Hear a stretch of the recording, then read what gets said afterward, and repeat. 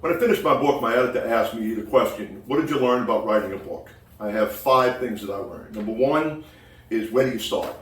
And all I can say there is, what I did was I wrote notes on any little idea I had, and I would place them in a box, no pun intended. And from there, I would just put it in a box, and I did that for many, many, many, many years, because I started thinking about this concept of a book when I was probably in my early 20s.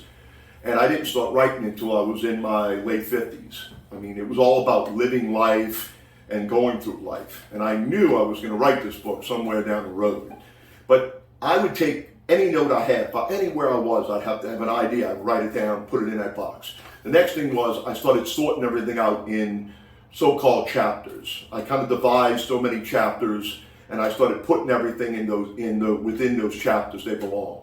And then the next thing after that is, it's like getting everything down, getting the ideas down. Just write it. You got an idea, you write it. Don't worry about how it's spelled, if the sentences are right, just get it down on paper.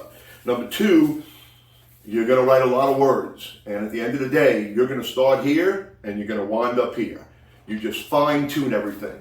And that's where a good editor comes in, okay? Because that's number 3. You have to trust your editor. And it has to be someone that is really sharp, because my editor teaches at Loyola University, and she's constantly telling me about books that she's reading where it's misspelled, sentences are not formed properly, the flow isn't there. So getting a good editor, actually getting a team, a great editor, a graphic designer, social media expert, and a web designer. These are the things you're going to need. Number 4, beta readers. My editor, because she was so connected in that world and was part of reading clubs, she had people, and we would send out chapters for these people to read. Different people, different fields, professional fields, and they would give us feedback. We had a form, they would fill it out with questions, and it helped really fine-tune the book. And then the last thing is, be patient.